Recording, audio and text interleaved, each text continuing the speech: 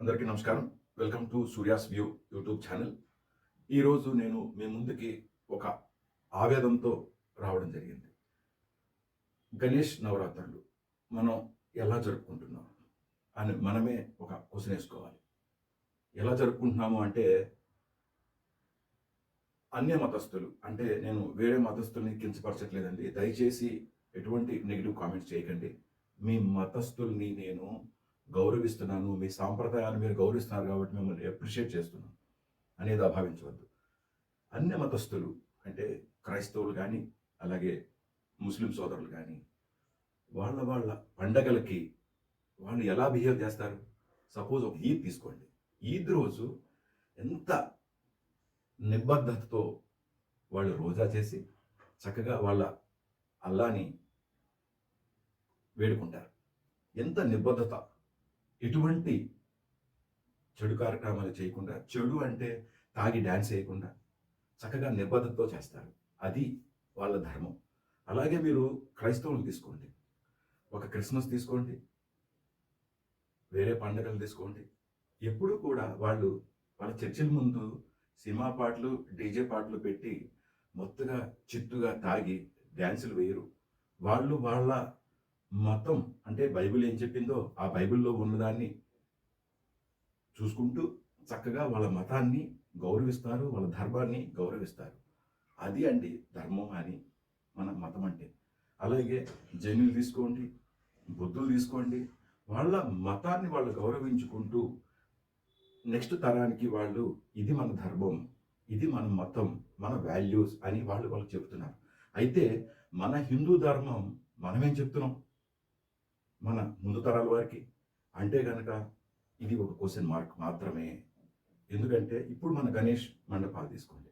గణేష్ మండపాల దగ్గర మనం ఏం చేస్తాం, డీజేలు పెట్టి అర్ధనగ్న నృత్యాలు చేసి మత్తుగా చిత్తుగా తాగి డ్యాన్సులు వేసి మనం ఎంజాయ్ చేస్తున్నాం. ఇది కరెక్టా అంటే ముమ్మాటికి తప్పు. మనం నెక్స్ట్ జనరేషన్కి తప్పుడు మెసేజ్ ఇస్తున్నాం. ఇది కాదు మనం చేయాల్సింది. గణేష్ మండపాల దగ్గర సాంప్రదాయ వాద్యాలతో చేయడం, అలాగే భజన చేయడం, మంచి భక్తి పాటలు పెట్టడం, కల్చరల్ యాక్టివిటీస్ కండక్ట్ చేయడం, ఇవన్నీ చేయాలి గణేష్ మండపాల దగ్గర. దయచేసి మారదాం. మార్పు ఎప్పుడు ఒకరితోనే స్టార్ట్ అవుతుంది. ఆ మార్పు మీతో ఎందుకు కాకూడదు? అది నా క్వశ్చన్. సెకండ్, గణేష్ ఆకృతి చూస్తే ఒక 2 years బ్యాక్ చూస్తే బాహుబలి గణేష్, లాస్ట్ ఇయర్ చూస్తే పుష్ప గణేష్, ఈ ఇయర్ చూస్తే ఎన్ని ఆకారాలు వస్తాయో ఎవరికి తెలియదు.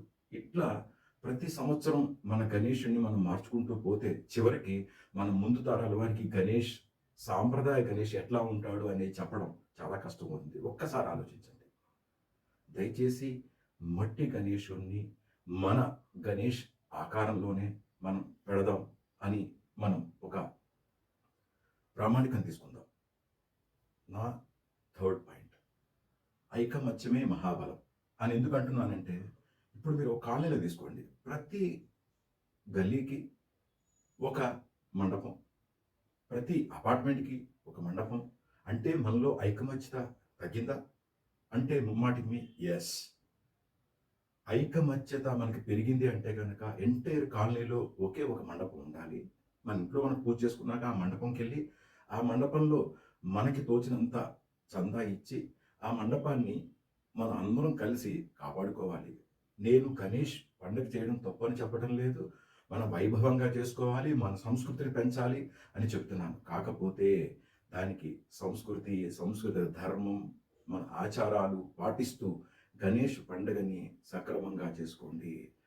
మండపాలు పెరిగినంత మాత్రాన మన ఐకమత్యం తగ్గుతోంది. మండపాలు తగ్గించండి. మండపాలు తగ్గితేనే మన ఐకమత్యత పెరుగుతుంది, మన సనాతన ధర్మాన్ని పాటించడానికి అవకాశం ఉంటుంది. దయచేసి మీరు నా యొక్క సూచనలు యాక్సెప్ట్ చేస్తున్నట్టుగా భావిస్తాను. తప్పులుంటే క్షమించండి. నా ఆవేదన మీకు అర్థమయ్యేట్టుగా భావిస్తాను. మీరు కూడా నాతో ఏకీభవిస్తే మీ కామెంట్స్ నాకు తెలియజేయండి. Please subscribe my channel. Thank you so much. జై గణేష.